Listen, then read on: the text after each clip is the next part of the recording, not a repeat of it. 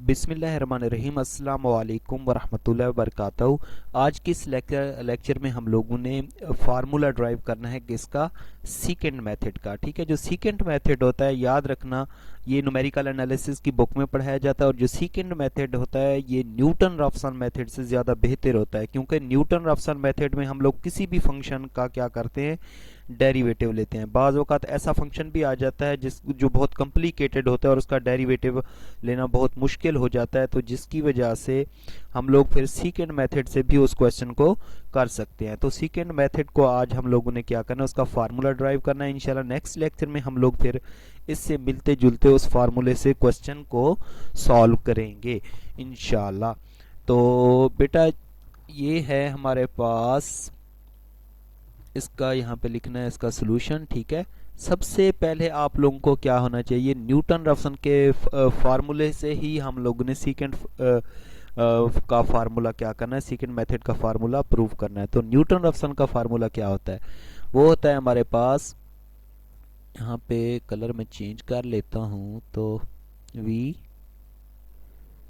No that Newton Raphson formula is, वो होता है हमारे पास X N plus one is equal to क्या होता है हमारे पास, X N minus F X N divided by F prime X N. ठीक है, ये हमारे पास क्या होता है, न्यूटन रफसन का फार्मूला होता है। ठीक है, तो ये ट्रिक्स बता रहा हूँ आप लोगों को कैसे याद करनी है आप लोगों ने, कि अगर हमारे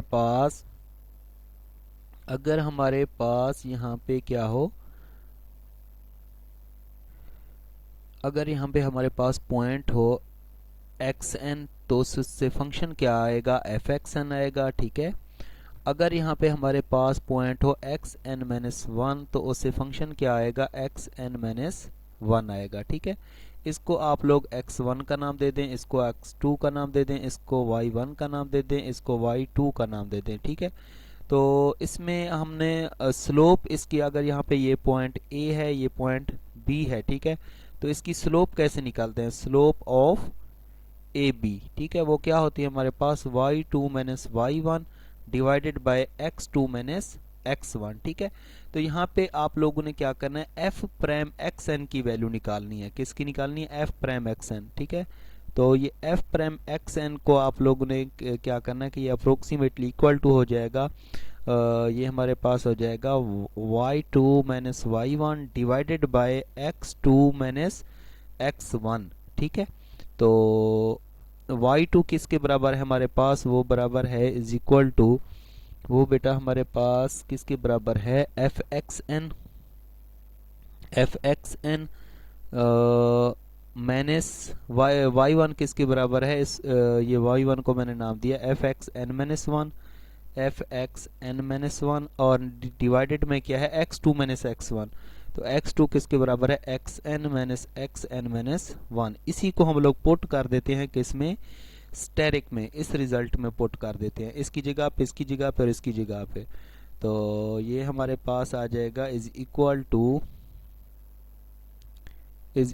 टू ये आ जाएगा X N plus one is equal to X N minus F X N. ठीक है, और एफ प्राइम एक्स एन की जगह पे ये सारा रिजल्ट पुट कर लेंगे। ठीक है, एफ प्राइम एक्स एन की जगह पे ये सारा रिजल्ट पुट कर लेंगे, ये आ जाएगा हमारे पास एफ एक्स एन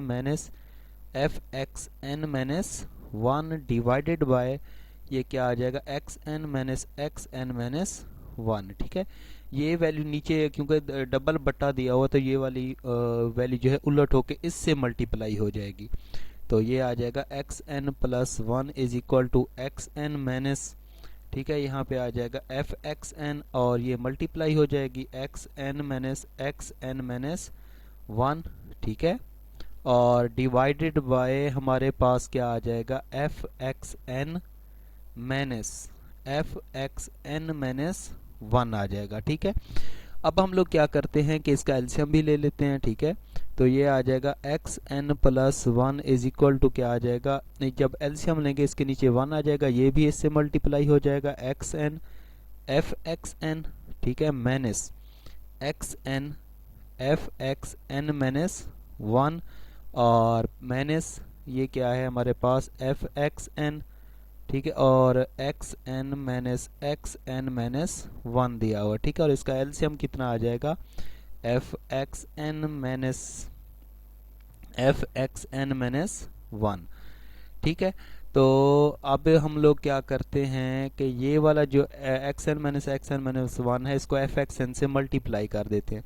तो ये आ जाएगा हमारे पास equal to X N F X N minus X N F X N minus one minus X N F X N, ठीक है, माइनस माइनस प्लस, ये आ जाएगा एक्स एन माइनस वन, और ये क्या आ जाएगा एफ एक्स एन, ठीक है, डिवाइडेड बाय हमारे पास क्या आ जाएगा यहाँ पे F X N minus F X N minus one आ जाएगा। ठीक है, तो इसमें बेटा आप लोगों ने देखा होगा कि ये प्लस का X N F X N है, ये माइनस का, तो ये आपस में क्या हो जाएंगे, ये आपस में कट जाएंगे।